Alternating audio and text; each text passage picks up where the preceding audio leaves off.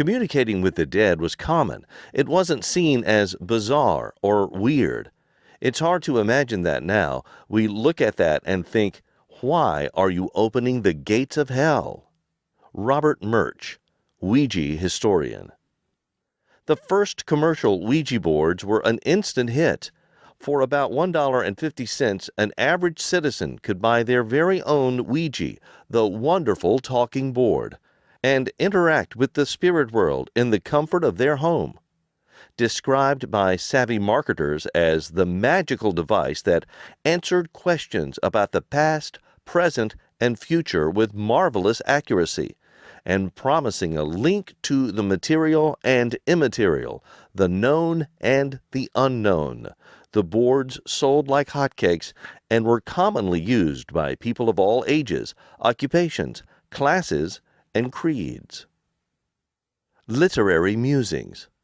Author Sax Rohmer had a specific question for his Ouija board in the early 1900s. How could he best make a living as a writer? The board spelled out Chinaman. Rohmer soon went on to pen The Mystery of Dr. Fu Manchu in 1912 under the pseudonym Henry Ward. That novel and the many others that followed in the series made Rohmer one of the most successful and well-paid authors of the 1920s and 1930s.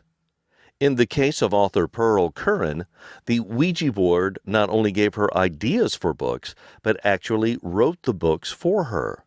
Curran made headlines in 1916 when she claimed that her stories and poems were dictated through a Ouija board by the spirit of a 17th century English woman named Patience Worth, a spirit with apparently a lot to say. Patience/Pearl produced 7 books in addition to volumes of poetry, short stories, plays, and other writings between 1913 and 1937, many of which were critically lauded. Murder, mayhem, and madness. While the Ouija board was helping some creative types reach artistic success, in other corners of the country, it was playing a role in much darker stories. In New York City in 1920, the police found themselves inundated with tips from well-meaning amateur sleuths who were using their Ouija boards to solve the mysterious murder of card player Joseph B. Ewell. The case remains unsolved. In 1921, a Chicago woman tried to explain to authorities that spirits from a Ouija board had told her to leave her mother's dead body in her living room for 15 days before burying her in the backyard.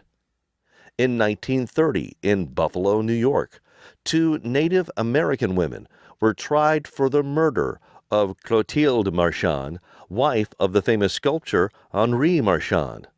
Using a hammer, the elder Indian woman fatally beat Clotilde, believing her to be a witch who had killed her husband. She was told this, she said, from the spirit of her husband, whom she contacted through a Ouija board. In Arizona in 1933, 15-year-old Mattie Turley shot her father to death after being told to do so by a Ouija board. Mattie and her mother had been using the board to help her mother choose between Mattie's father and a handsome young cowboy she had recently met. The board replied with the command to kill Mattie's father with a shotgun. When Mattie was later arrested, she reportedly stated, "The board could not be denied."